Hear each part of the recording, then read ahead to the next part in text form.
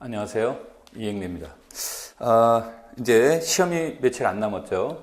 이제 시험에 앞서서 여러분들이 그 답안지는 어떻게 이제 작성하는 것이 이제 효율적인지, 그 다음에 이제 좀 더 시험 문제를 볼 때 어떤 순서에 맞춰서 문제를 해결해야 되는지, 그 다음 즉 시간 분배는 또 어떻게 해야 되는지 좀 더 구체적으로 넘어가서 우리가 기입형, 서술형, 논술형의 답안지는 어떻게 작성해야 되는지 이런 것들에 대해서 간략하게 얘기를 하고, 여러분들이 이런 것을 토대로 시험을 보실 때 여러분들의 실력을 100% 발휘할 수 있도록 하였으면 좋겠다라는 취지에서 이 수업을 진행하게 되었습니다.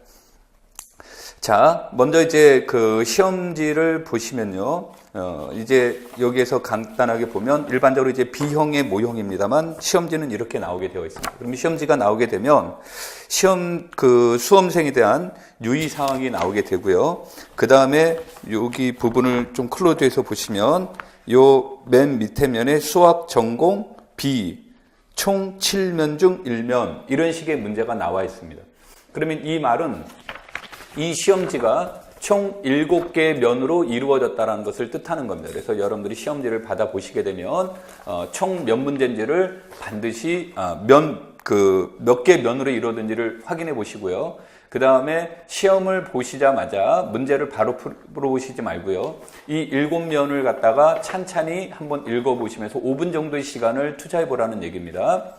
즉, 이 5면 정도를 이제 7면 정도를 하시는 입장에서 이렇게 문제 한 면 있구나, 1번 있네, 2번 있네, 3번 있네, 이와 같은 형태로 읽어보시지 말고요. 이 문제를 2번의 문제는 어떤 문제가 나와 있고 3번의 문제는 어떤 문제가 되어 있고 4번은 어떻고 5번은 어떻고 하는 것들을 간략하게 여러분들이 스캔해 보시라는 얘기예요. 그러면 이제 그 스캔하는 과정 중에서 어떤 형태들이 나올 수 있을 거냐면, 여러분들이 나는 1번 문제를 잘 풀 수 있다. 그러면 여러분들이 거기에다가 내가 어떤 문제를 먼저 풀어봐야 될 것이 효율적인지, 어떤 문제가 먼저 자신 있는지, 이런 것들을 번호 문제 안에 하나하나 다시 제 번호를 여러분들 마음 순서대로 내가 어떤 거를 먼저 풀 건지를 순서를 정해두는 것이 좋습니다. 특히 첫 번째 처음 다뤄야 될 문제에서는 복잡한 계산 문제는 다루지 않는 게 좋습니다. 그래서 우리가 보통 문제를 다루자마자 시험장 안에 들어가면 굉장히 긴장감도 고취되어 있고, 그 다음에 우리가 어떤 이성적 판단을 하는 것도 또 간단치 않고요. 또 계산량도 많아지고 그러게 되면 그 안에서 실수할 염려가 많습니다. 근데 이제 실수를 해서 그 한 문제를 틀린 것도 데미지가 있지만, 통상적으로 복잡한 문제가 계산이 잘 안 되게 되면 그것이 다른 문제를 푸는데도 많은 영향을 미치게 됩니다. 그래서 그 시험 자체를 망칠 수 있는 이러한 요인이 되기 때문에 여러분이 첫 번째 문제만큼은 복잡한 계산보다는 개념 문제에다가 초점을 두는 것이 좋습니다. 그 다음에 이제 두 번째로, 복잡한 문제를 다루실 때는 마음이 급해서 빨리 풀고 다음 단계로 넘어가야 되지 않은, 다음 문제로 넘어가야지 하는 이와 같은 그 조급증이 발생될 수 있는데, 그 복잡한 문제일수록 차분하게 단계별로 한 단계 한 단계 푸는 것이 여러분에게 훨씬 더 효율적입니다. 그래서 그와 같은 전체적인 내용 안에서 내가 어떤 문제를 잘 풀 수 있는지를 보시면 되겠고요.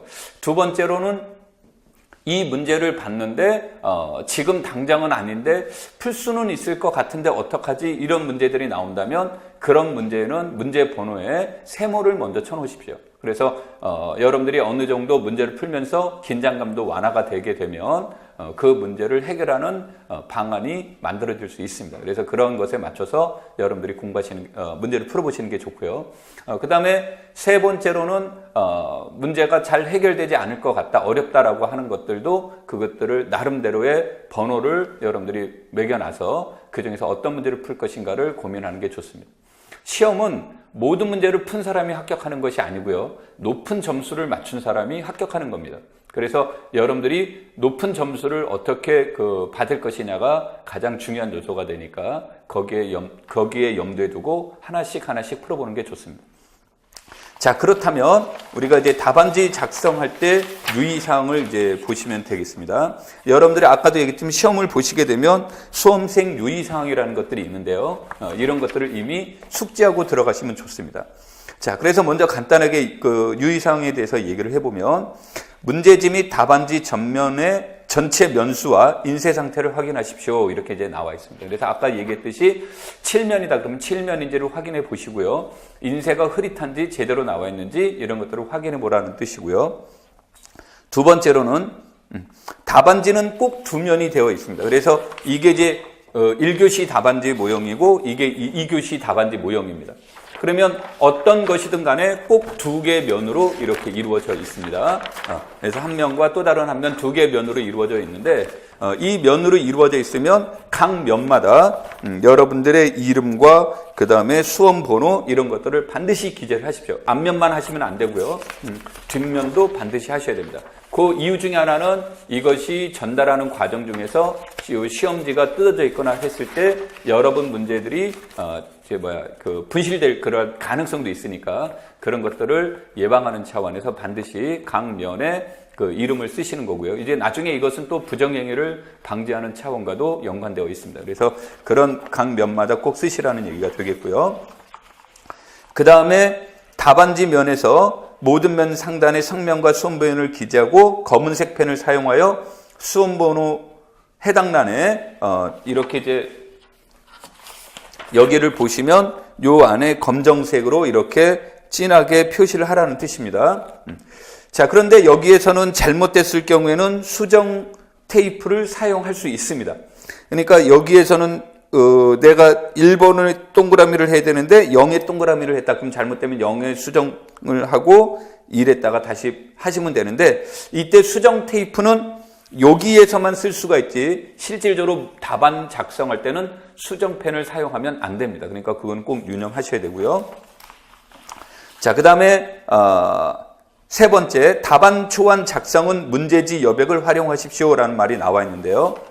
이 말은 이제 여러분들이 시험을 보시게 되면요, 기평은 답만 쓰면 되겠지만 서술형의 경우에는 이와 같은 경우가 주어져 있으면 이 답안지 공간이 제한되어 있습니다. 그럼 이 답안지 공간이 제한되어 있는데 여기에서 1번 문항을 2번 문항에 초과가 됐다. 여기에 이렇게 초과가 됐을 경우에는 절대 이거는 채점하지 않습니다. 그러니까 그분들은 이 안에만 채점을 하게 되어 있습니다. 그러니까 바깥에 있거나 다른 곳에 이동되어 있는 것은 절대 채점하지 않기 때문에 이 답안지 공간을 쓸 때는 신중하게 써야 됩니다. 공간이 제한되어 있으니까요.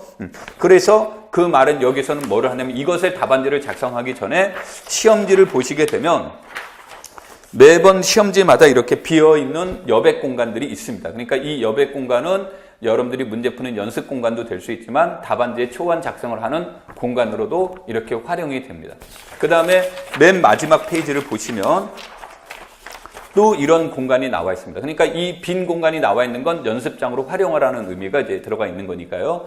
그런 것에다가 미리 기본적인 초안을 작성한 다음에 답안지에 작성을 하라 이런 의미로 여러분한테 제시하는 거니까 그거를 참고하시면 되겠습니다. 자, 그 다음에 이제 답안 작성 시 지워지거나 번지지 않는 동일한 종류의 검은색 펜을 사용을 합니다. 그래서 사인펜이나 이걸 사용하시면 안 되고요. 연필 같은 경우도 사용하면 안 됩니다. 연필 같은 경우는 채점에 전혀 반영하지 않고요. 그 다음에 사인펜 같은 경우 번지는 경우도 채점에 반영하지 않습니다. 그러니까 여러분 반드시 검정색 펜을 사용하는데 이때 펜을 사용하다가 뭐 펜이 떨어뜨려서 잉크가 잘 안 나올 수도 있고요. 또는 뭐 잉크가 다 닳아서 못 쓸 수도 있고 뭐 여러 같은 변수사항이 발생되겠죠. 그랬을 때 다른 색 펜으로 답안 작성을 하면 이것도 부정행위로 간주해서 답안지를 인정하지 않습니다. 그러니까 여러분들이 시험장에 들어가실 때는 동일한 종류의 검은색 펜을 최소한 2자루 이상 준비해 가셔야 그와 같은 상황이 발생됐을 때 당황하지 않고 문제를 풀 수 있습니다. 반드시 동일한 종류의 펜을 사용해야 됩니다. 이 말은 절대 잊어버리시지 말고요. 그 다음에 이제 답안 작성할 때 이제 문제를 풀다 보면 이런 경우가 나올 수 있습니다. 철수는 영희를 사랑해 라고 이렇게 했는데 사실은 철수가 아니라 나눈을 써야 되는데 철수라고 썼어요. 그럼 이거 잘못됐죠. 이때는 이렇게 두 줄을 긋고 나는 하고 써야 된다는 얘기입니다. 그러니까 절대 여기에 허락되지 않는 게 이 철수에 들어가는 것을 잘못 썼다고 해서 여러분이 여기다가 수정액을 이용을 했다. 또 수정 테이프를 이용했다. 그러면 수정액이나 수정 테이프를 이용하게 되면 그 부분은 채점에 인정하지 않습니다. 그러니까 여러분들이 수정액을 쓰고 여기에다가 나는 이렇게 했다면 요거는 채점에 반영하지 않는다라는 겁니다. 그러면 문장에 안 어울릴 수 있겠죠. 그래서 나중에 이제 오류가 발생될 수 있으니까 여기에다가 철수는 그러면 반드시 이렇게 줄을 긋고 나는 하는 형태로 써야 된다는 얘기가 됩니다. 여기에다가 또 뭐 여러분들이 막 이렇게 하거나 이런 것들은 안 됩니다. 그러니까 반드시 두 줄을 긋고 여기에다가 그렇게 이제 답안을 수정하시면 되고요. 그 다음에 이제 문제를 풀다 보면 따라서 x는 7이다라는 답이 나왔다라고 가정을 할 때 혹시 채점하는 사람이 못 읽을까봐 이 부분에다 이렇게 밑줄 긋는 경우가 있는데 이런 것도 허락하지 않습니다. 그러니까 절대 이런 것들은 작성하시지 말고요. 밑줄이라든지 강조하는 표현을 사용하지 마십시오. 자, 그 다음에 답안 작성을 할 때 어떤 문제점들이 이제 나올 수 있냐면 아까도 얘기했듯이 이 공간이 제한적으로 이루어져 있습니다. 이 공간이 제한적으로 이렇게 이루어져 있을 때 여러분들이 여기다가 선을 이렇게 긋는 것 활동도 허락이 되고요. 그 다음에 이렇게 선을 그어서 글을 더 쓸 수도 있습니다.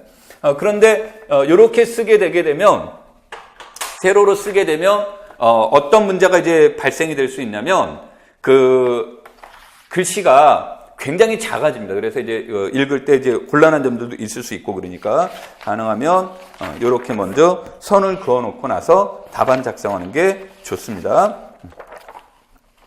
자, 그 다음에 여기에서 이제 또 어떤 형태가 되는 거 있냐면 문제를 다룰 때 이렇게 문제가 나올 수 있습니다. 뭐뭐의 조건을 만족하는 조건을 세 가지를 쓰시오라고 얘기를 했다면 이때 채점하는 사람은 세 가지를 쓰시오 그러면 한 가지, 두 가지, 세 가지, 네 가지 이렇게 쓰는 사람들이 있는데 채점하는 사람은 반드시 요 세 가지만 채점을 합니다. 그러니까 네 번째 거는 절대 채점하지 않습니다. 그래서 여러분들이 답안지를 쓸 때 세 가지를 쓰시오 그러면 처음 세 개만 채점을 하는 거니까 꼭 세 개만 쓰십시오. 더 불필요한 내용은 쓰시지 말고요. 그 다음에 이제 가끔가다 이제 이 문제를 다루게 되면 문제의 내용을 답안에 작성하는 경우가 있는데 문제의 내용은 답안에 작성하지 마십시오. 그런 것들도 전부 다 채점에 반영되지 않고요. 그 다음에 아주 위험한 것 중에 하나는 뭐냐면 여러분들이 여기에다가 뭐 문제를 푸는데 이렇게 하트를 그려놨다든지 뭐 여기에다가 별을 그려놨다든지 뭐 여기에다가 이 답안지 안에다가 자기가 어떤 이와 같은 기호를 사용하게 되면 이것은 일단의 그 부정행위를 발생할 수 있는 것으로 이제 판단이 되기 때문에 이때는 시험지 전체를 채점에 반영하지 않습니다. 그러니까 이건 일종의 부정행위로 판단을 해버리는 거예요. 그래서 절대 답안지에는 여러분들이 써야 될 답안 내용 이외에는 다른 것들을 기호를 표시하시면 안 되니까 그거를 참고를 꼭 하셔야 됩니다. 자, 그 다음에 이제 두 번째 내용으로 답안 작성에 대한 작성법에 대한 유의사항에 대해서 얘기를 했고요. 그 다음에 두 번째로 기입형, 서술형, 논술형에 대해서 얘기를 해보도록 하겠습니다. 이게 이제 기입형의 모델이 되는데 기입형은 문제가 나오게 되면 요 안에 답만 작성하시면 됩니다. 그러니까 이 기입형에다가 막 설명, 해설 쓰고 그런 경우가 있는데 여기서는 답만 채점을 하는 거기 때문에 여러분들이 풀이 과정은 여기에 의미가 없습니다. 풀이 과정이 맞건 틀리건 의미가 없고 답만 채점을 하는 겁니다. 그러니까 여러분들이 여기에다는 답만 작성하시면 되는데 문제는 이제 서술형과 논술형의 문제가 되겠죠.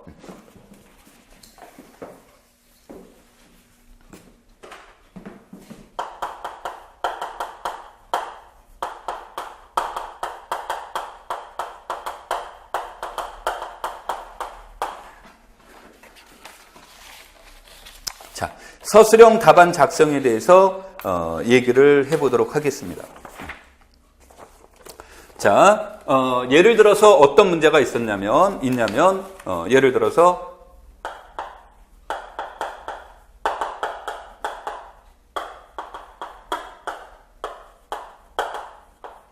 R이 단위원을 갖는 불환이라고 하고, 그 다음에 F를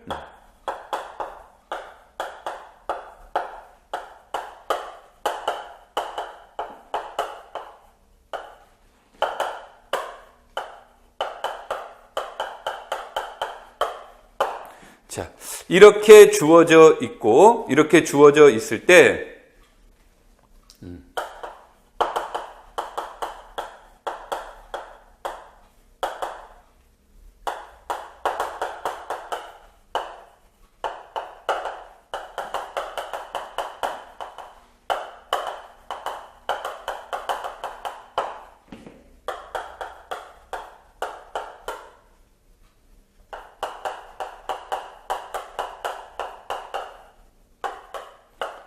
자, 문제가 R이 단위원을 갖는 불환이고 F가 체일 때, 얘는 이제 체입니다. F가 체이고, 이때 R이 정역이고 파이가 준동형 사상일 때 이것의 값을 구하시오. 이런 말들이 이제 물어봤습니다. 자, 그러면 이와 같은 문제가 물어보면 여기에서는 이 문제에 보실 때 이 문제의 목적이 무엇이고 이 문제를 풀기 위한 도구가 어떤 도구가 있느냐에 따라서 달라지는 겁니다. 그러면 문제의 목적에 관련된 내용들은 자세한 채점이 이루어지는 거고요. 도구는 자세하게 활용되지는 않습니다. 그러니까 문제는 뭐가 되냐면 그 주어진 공간의 답안지를 얼마만큼 작성할 것이냐, 이 공간이 좁은데 어떻게 할 것이냐, 모든 걸 다 풀어서 돼야 되느냐, 이런 문제가 이제 발생될 수 있는 겁니다. 그러면 문제에서는 답안 작성에서는 목적은 반드시 자세하게 설명을 하는 거고요. 도구는 간략하게 표현하고 넘어가면 되는 겁니다. 자, 그렇다면 이 문제에서 이런 문제가 주어져 있을 때 이 문제의 출제위원회에서 얘기된 것은 얘를 물어봤지만 얘를 물어보는 게 목적은 아니라는 겁니다. 이것의 값은 목적이 아니라 이것은 어떤 목적을 달성하기 위한 마지막에 형식을 물어본 거고요. 실질적으로 이 문제의 목적은 어디에 있는 거냐면 R이 정역이다, 불환이 정역이다라는 것을 이게 채점에 반영이 되는 겁니다. 그러니까 이것이 어떻게 활용되고 있는지 또 이것의 결과가 무엇인지가 채점에 반영이 되는 거고요. 그 다음에 정역이 체가 돼 있다는 얘기죠. 체가 돼 있을 때 이 준동형 사상의 특징이 무엇인지, 그 다음에 정역 R에 관련된 준동형 사상은 어떤 것이 있는지, 이것이 채점의 핵심이 되는 겁니다. 그러니까 이 두 가지가 실질적으로 채점에 강하게 반영이 되는 거고요. 그 다음에 얘는 맨 마지막 거는 이것에 따른 결과물이기 때문에 뭐 이렇게 물론 이제 결과물을 물어본 거기니까 채점에 당연히 반영이 되겠지만 높은 비중의 점수를 차지하는 건 아니고요. 그래서 채점하는 사람은 이것과 이것이 어떻게 설명이 되어 있을까에다가 초점을 두는 겁니다. 자, 그러면 풀이에서 이렇게 얘기를 합니다. R이 불환이므로 임의의 원소 A에 대해서 A제곱은 A가 된다. 그래서 A의 A-단위원은 0이다. 그런데 가정에서 R이 정역이므로 A는 0이거나 A-단위원은 이것이거나 그래서 이렇게 된다. 이 말은 따라서 R 속에는 원소가 0과 이것뿐이다. 자, 이런 풀이를 이제 얘기를 해줬다요. 그러면은 이때 이 과정에 대한 내용들이 문제에서 물어봤다면 불환일 때 R이 정역이면 R은 무엇입니까? 라고 물어봤다면 이 풀이들이 당연히 들어가야 되는 것이 맞는 겁니다. 근데 이 문제 안에서는 이것이 R을 구하라는 것이 아니라 R이 어떤 모양을 지니고 있습니까? 문제가 주어지기 때문에 이 문제를 이렇게 표현해도 되지만 여기서 꼭 들어가야 되는 것은 R이 불환이고 정역이므로 영인자가 존재하지 않는다. 따라서 R은 0단위원 뿐이다. 이렇게만 쓰더라도 채점에 전혀 불이익을 받지 않는다는 겁니다. 그래서 여기에서는 이것이 R이 어떻게 생겼느냐에다가 초점을 둔 것이지 이 과정을 일일이 답안지에 작성할 필요는 없다는 거예요. 그러면 여러분들이 판단을 내릴 때 이 문제에서는 이거를 썼다고 잘못됐습니까? 그러면 썼다고 잘못될 리가 전혀 없겠죠. 썼다고 잘못될 리는 없는데 문제는 아까도 얘기했듯이 답안지 공간의 문제가 되는 겁니다. 답안지 공간이 제한적으로 되어 있기 때문에 해설이 너무 길게 들어가게 되면 진짜 물어보는 목적에 달성할 수가 없다는 거죠. 그래서 여러분들이 이제 답안지 작성을 할 때 이런 것들은 시험지에는 작성을 물론 해둬야 됩니다. 시험지에 작성을 하면서 전체적인 과정을 보고 답안 작성을 할 때는 이 중에서 아까도 얘기했듯이 목적이 무엇이냐, 도구가 무엇이냐에 따라서 목적에 대한 부분들은 디테일한 해설을 써주는 게 좋고요. 도구일 때는 원리만 간략하게 쓰면 된다는 얘기예요. 자, 그래서 이제 이 내용이 나왔어요. 그 다음에 그리고 아까도 얘기했듯이 이 부분을 이용을 해서 이 결과물을 얻어내는 게 채점에 반영이 된다고 했습니다. 두 번째, F가 채예요. F가 채인데 F가 R로 가는 것이 한준동형 사상이면 그러면 여러분들이 쓸 수 있는 내용들은 굉장히 많이 있을 수 있지만 이 문제가 주어져 있을 때 일반적으로 커널이라는 말은 사용을 많이 안 하지만 이때 커널의 파이는 0 또는 F다예요. 그런데 이 말이 들어갔을 때 얘면 이거다라는 말을 하는 건 여기에다가 이 조건이 들어가죠. F가 채이므로 커널은 이데알이 되죠. 그러니까 커널 파이는 0 또는 F이다. 그래서 케이스 1 커널 파이가 0 이데알이면 이 말은 0 이데알이면 파이는 1대1이다죠. 파이는 1대1이다인데 파이는 1대1이다면 이것은 1대1이면 정역의 윗수는 공역의 윗수보다 적거나 같아야 된다는 얘기죠. 그런데 얘는 윗수가 8이고요. 얘는 윗수가 2가 됩니다. 그래서 이건 모순이다죠. 그래서 두 번째, 그래서 뭐 케이스로 안 밝혀도 되고 따라서 커널 파이는 F이다. 이 말은 모든 원소에 대하여 파이 베타는 0이다. 이 말은 파이 1도 0이고 파이 알파도 0이고 파이 알파 제곱도 0이므로 합은 0이다 라는 결론에 도달을 하는 겁니다. 자, 그런데 이제 이 문제가 나오는데 여기에서 이 모순이 나오는데 필요한 내용이 뭡니까? 문제에서 요 말이 필요하다는 거죠. F의 윗수가 8이라는 말은 문제지에서 적어주지 않았죠? 자, 그래서 이 문제를 적기 전에 여기에다가 무엇에 대한 내용을 얘기를 하냐면 이때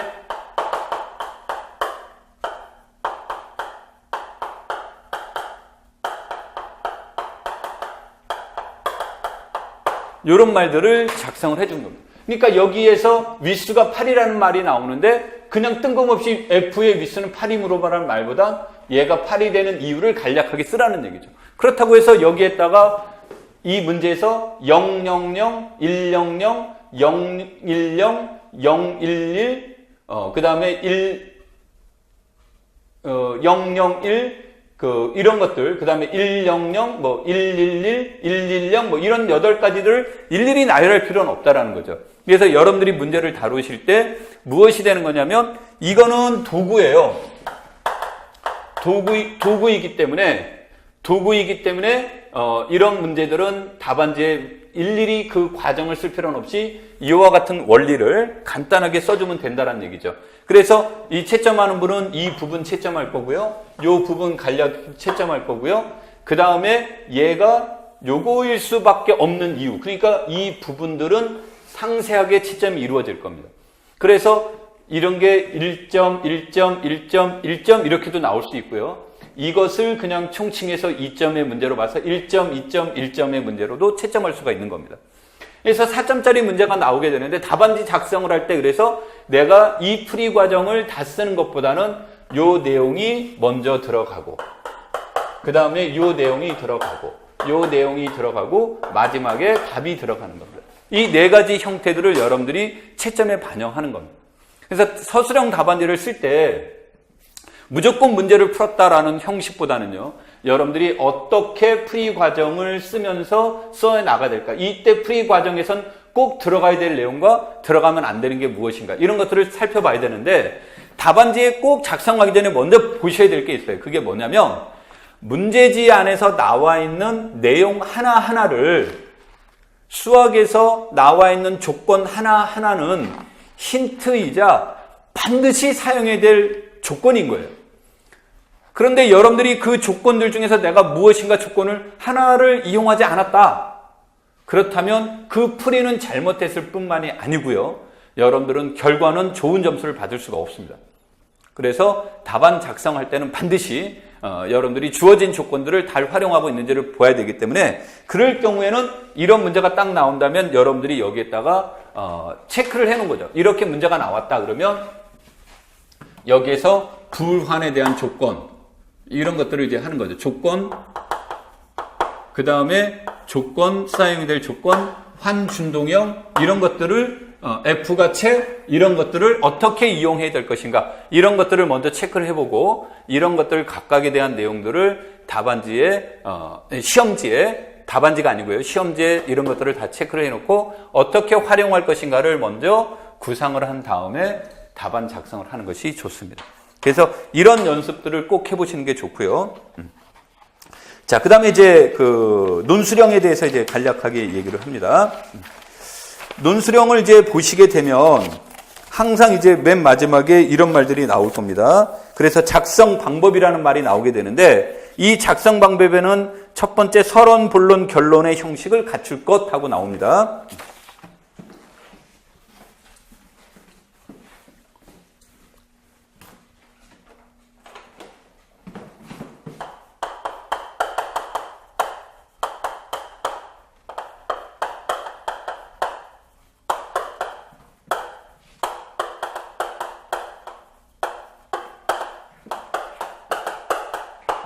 시험을 보시게 되면요. 논술형은 10점 만점인데 정해져 있지는 않습니다. 그러니까 10점 만점은 정해져 있지만 이게 2점이다, 이게 3점이다, 이건 5점이다 이런 건 정해져 있지 않습니다. 그래 좀 변화가 될 수 있지만 일반적으로 이 형식이 가지고 있는 게 일반적으로 2점 정도가 아마 여기서 배당될 가능성이 높습니다. 그러면 이 말은 논술이라는 형식만 보는 겁니다. 그러니까 내용을 보는 게 아니고요. 논술이라는 형식만 보는 거기 때문에 여러분들이 형식을 갖췄느냐 안 갖췄느냐는 2점을 좌우하는 겁니다. 그런데 이제 이 2점을 좌우하는데 이거 답안지 쓸 때 서론은, 본론은, 결론은 이래서 이런 용어를 사용하는 건 아닙니다. 그러니까 아까도 형식을 갖추라는 거니까 서론이라는 하나의 단락, 결론이라는 단락, 그 다음에 본론이라는 단락, 결론이라는 단락을 쓰라는 뜻입니다. 그래서 이 형식을 반드시 갖춰야 되는데 이게 2점 정도에 배당되어 있으니까 이걸 참고를 하셔서 반드시 이걸 보셔야 되고요. 자, 그 다음에 두 번째로는 이 서론, 본론, 결론에 대한 내용은 제일 중요한 건 일관성을 유지를 시켜줘야 됩니다.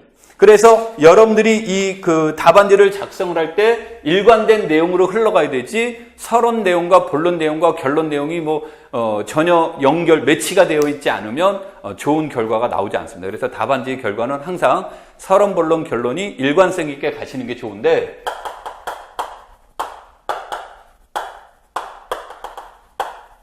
서론, 본론, 결론이 나왔을 때 이 서론의 부분과 결론에 있으면 이 결론에 도달하는 과정을 이제 얘기를 할 텐데 서론 부분이 주어져 있을 때는 뭐 우리가 예를 들어서 기존에 있던 교육 방법에 대한 여러 가지 문제점들이 발생되면서 이런 문제를 해결하고자 하는 방법으로 라카토스의 중경험주의적 방법을 도입하고자 한다. 자, 이렇게 주어졌을 때 라카토스의 중경험주의에 대해서 논하시오라고 예를 들어서 문제가 제시됐다고 해보죠. 그러면 기존의 방정식의 기존의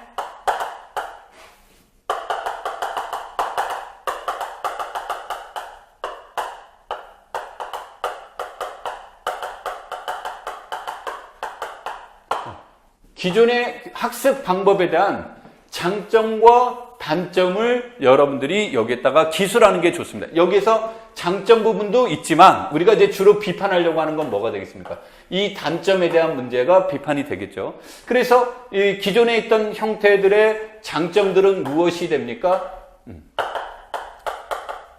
체계적이고 논리적으로 내용을 전달해 줄 수 있는 장점을 가지고 있습니다만 이것에 대한 이제 비판적인 내용들이 무엇에 대한 내용들이 나오게 되냐면 이것은 공리적, 연역적 전개 방식으로 이루어지는 경우가 많다 보니까 여기서 나타나는 문제 중에 하나가 대표적인 단점 또는 단점 또는 문제점이에요. 여기에서 제시되는 것이 하나가 학습 내용 중에 발견의 과정이 생략돼서 나타나는 것이고 그러다 보니까 이런 거로 인해서 우리가 말하는 극단적인 방법 중에 하나가 형식적 고착화가 이루어질 수 있더라. 이런 문제가 이제 나오겠죠? 그 다음에 두 번째로는 논리적이고 연역적이고 체계적으로 이게 전개되다 보니까 나타나는 이제 또 다른 가장 큰 문제들 중에 하나는 뭐가 되겠습니까?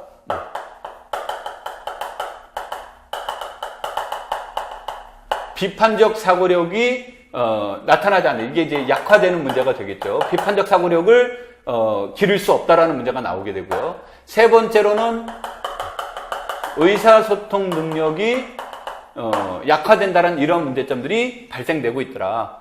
그래서 우리는 이러한 문제들을 해결하기 위한 내용으로 라카토스의 중경험주의에 대해서 이제 여기에서 논의해보자. 그러면서 여기에서 라카토스에 관련된 라카토스의 중경험주의에 대한 내용들을 여기다 써줘야 되고요. 결론 부분에서는 어떤 형태들이 나와야 되냐면 기존에 있었던 이런 것들의 장점이 있었지만 이러한 문제점들이 제시됐다는 내용들과 일관되게 쓰면서 본론에서 제시했던 내용을 기초로 해서 그래서 우리가 라카토스의 중경험주의를 하면 우리가 기존에 가지고 있었던 이와 같은 세 가지 문제점들을 해결하고 발견의 과정 그 다음 비판적 사고력을 기르고 의사소통을 늘면서 수학에 대한 흥미 또는 수학에 대한 동기 유발 이런 것들을 길러줄 수 있는 장점들을 가지고 있더라. 이런 형태로 논의하는 것이 좋습니다.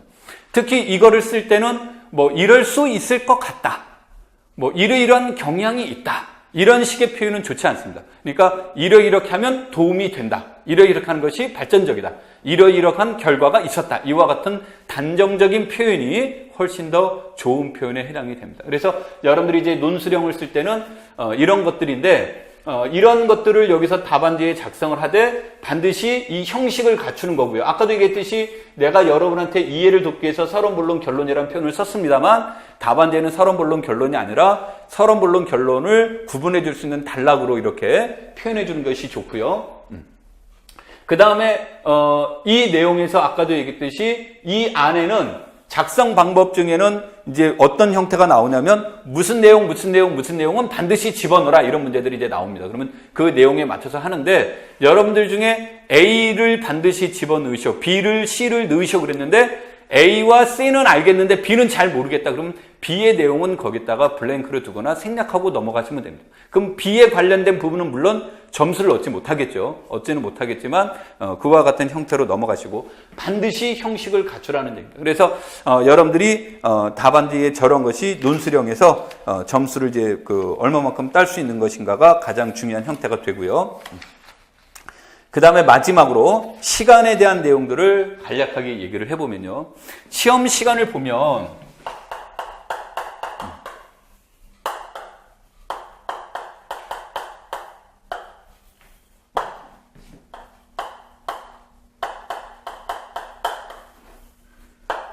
우리가 이제 90분 동안 각 문항당 90분 동안 시험을 보게 되죠.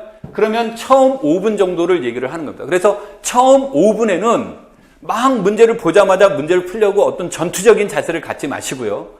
이때는 이제 굉장히 긴장되어 있는 거기 때문에 서두에 얘기했던 것처럼 문제를 전체적인 내용을 읽어보는 시간이 좋습니다. 그래서 문제를 읽어보면서 내가 잘 풀 수 있는 부분이 무엇이 있고 이거는 조금 고민해 봐야 될 게 뭐가 있는지 자신이 없는 게 뭔지를 체크해 보는 것이 좋습니다. 그래서 처음 5분에 대해서는 호흡을 가다듬으면서 마음을 좀 가라앉히는 게 좋고요.